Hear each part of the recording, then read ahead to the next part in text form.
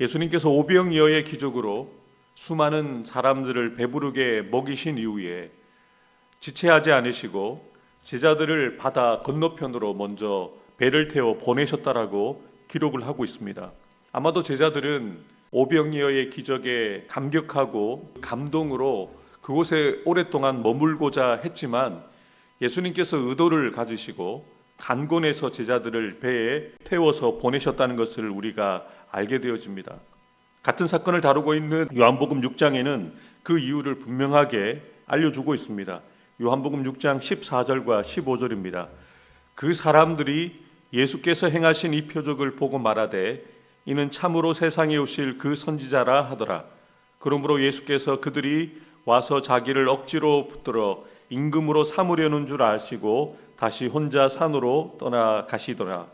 오병이어의 기적을 경험했던 수많은 백성들이 예수님이야말로 구약에 예언되어졌던 메시아라는 것을 인정하면서 예수님을 억지로 왕으로 삼으려는 그 의도를 가지고 있다는 것을 예수님이 파악하셨던 것이죠.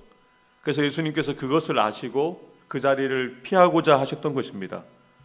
또한 아직도 미숙했던 제자들이 수많은 사람들의 그 군중 심리에 들떠서 예수님으로 하여금 정치적인 메시아의 길을 걷도록 희망할 수 있기 때문에 제자들과 그 무리들을 일부러 격리시키시기 위해서 제자들을 먼저 보내시고 그리고 예수님은 남으셔서 그 무리들을 보내시는 것이죠.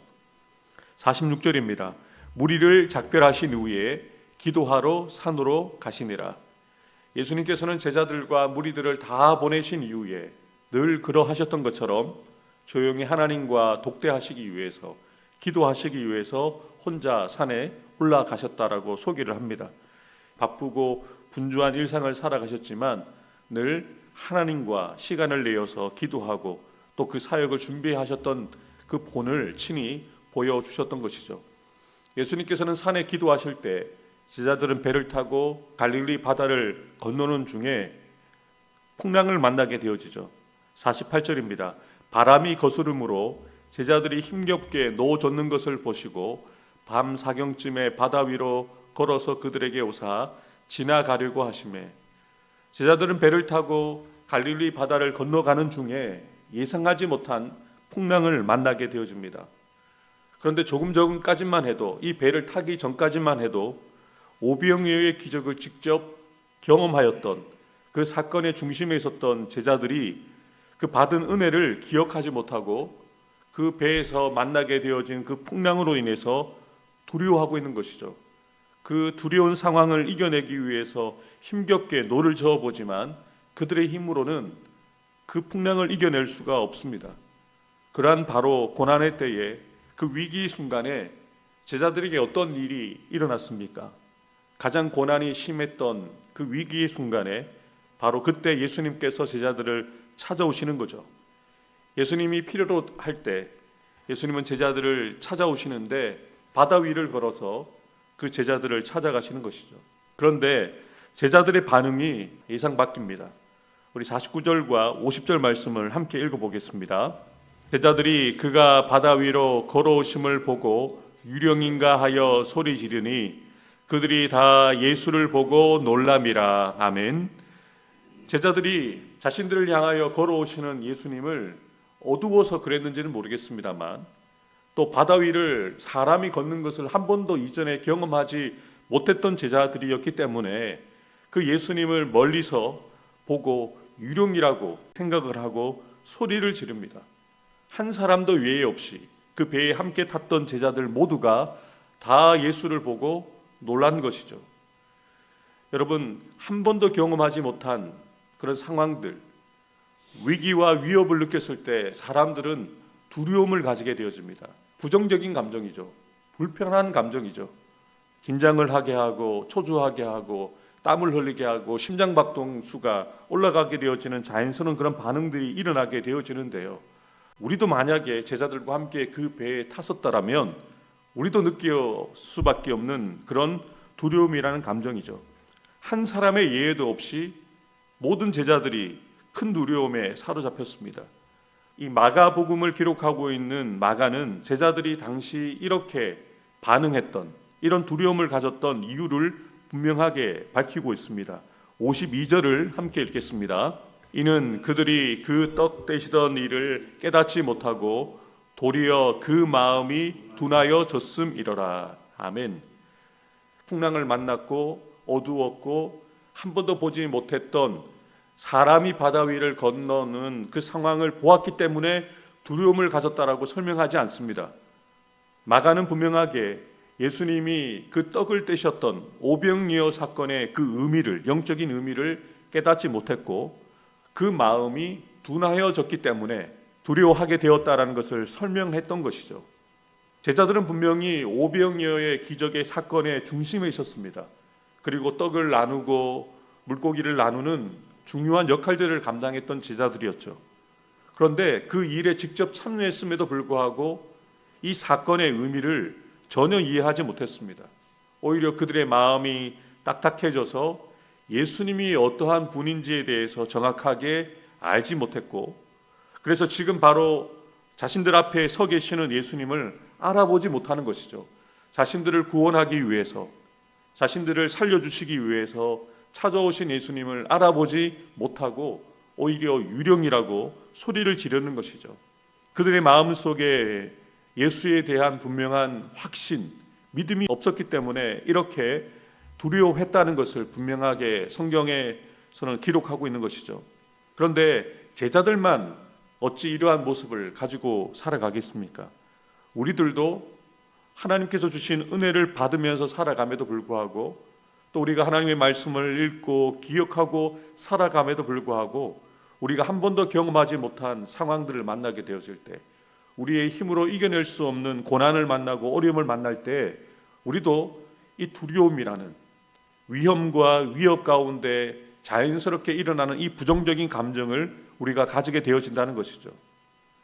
예수님은 제자들이 자신을 알아보지 못하고 유령이라고 소리를 지르고 두려워하고 있는 모습을 보셨을 때 얼마나 답답하셨을까요? 믿음으로 반응하지 못하고 두려워하고 있는 그 제자들을 보시면서 얼마나 답답하셨을까요? 예수님께서는 두려워하고 있는 제자들을 향하여서 분명하게 말씀하십니다. 안심하라. 내니 두려워하지 말라. 정확하게 원문 성경 그대로 해석을 하면 용기를 가져라 라는 의미를 가지고 있습니다. 두려움 가운데 있을 수밖에 없는 상황들이죠. 풍랑이 일어나는 바다 중심에서 어둠 가운데 한 번도 만나보지 못했던 그런 상황들을 만나게 되었을 때 가지게 되어지는 그 두려움을 이겨내라는 것이죠. 용기를 가져라. 이 용기라는 단어는 두려움이 없는 상태를 이야기하는 것이 아닙니다. 두려움이 있는 상태에서 그 두려움을 이겨내고 한 걸음을 내디뎌 보는 것을 용기라고 하는 것이거든요. 그래서 예수님은 제자들에게 그 두려운 감정을 직면하라는 것입니다. 의지적으로 그 두려움을 이겨내라고 주님께서는 명령하시는 거죠. 용기를 가져라. 명령입니다. 우리가 해도 되고 안 해도 되는 것이 아니라 그 두려운 상황 가운데서 용기를 갖는 것은 우리가 해야 되는 일이라는 것을 분명하게 말씀하시는 거죠. 그래서 제자들은 예수님의 말씀에 순종하고 자신 안에 있는 그 두려움을 이겨내고 용기를 가지게 되어집니다. 그리고 예수님은 제자들이 타고 있는 배에 함께 타시게 되어지고, 그리고 제자들을 두려워하게 했던, 제자들을 떨게 했던 그 풍랑을 잔잔케 하시면서 하나님의 아들이심을 분명하게 드러내 보여주신 것이죠. 계속해서 53절부터 56절을 보면 예수님께서 바다를 건너가셔서 게네사렛 땅에 들어가시는데 사람들이 예수님을 알아봅니다. 그리고 예수님에 대한 소문을 듣고 알았던 많은 사람들이 예수님을 찾아오는데 어디를 가시든지 예수님을 따라다니면서 병자들을 침상채로 데리고 오고, 또 그 병자들이 예수님의 옷 자락만이라도 만질 수 있도록 예수님께 요청을 하는데, 그런 상황 속에 결론적으로 이렇게 기록하고 있죠. 56절 말씀 함께 읽겠습니다. 아무데나 예수께서 들어가시는 지방이나 도시나 마을에서 병자를 시장에 두고 예수께 그의 옷가에라도 손을 대게 하시기를 간구하니 손을 대는 자는 다 성함을 얻으니라. 아멘. 예수님을 찾아왔던 많은 사람들, 또 예수님의 옷가라도 만지기를 원했던 사람들이 예수님의 옷에 손만 대었는데 다 나음을 입었다라는 것을 분명하게 소개를 하고 있는 것이죠. 저는 이 부분을 묵상하면서 이런 생각을 했습니다. 병자를 침상채로 데리고 왔던 사람들, 그리고 예수님의 옷가를 만지게 해달라고 요청한 사람들, 그들이 어떤 소문을 들었기 때문일까요? 중풍병자를 침상채로 들고 왔던 그 사람들의 이야기를 이들이 들었겠죠. 그리고 12년 동안 혈류증을 앓던 여인이 예수님의 옷 자락을 붙들었을 때 그 병이 나음을 입었다는 소문을 들었겠죠. 그리고 그들은 막연하지만 다른 이들이 그렇게 병에서 노임을 얻고 나음을 입었다는 소문을 듣고 예수님을 찾아왔고, 그리고 용기를 가지고 예수님께 그 옷을 만지게 해달라고 그렇게 요청만 했을 뿐인데, 그리고 손을 대었을 뿐인데 나음을 입었다는 것이죠.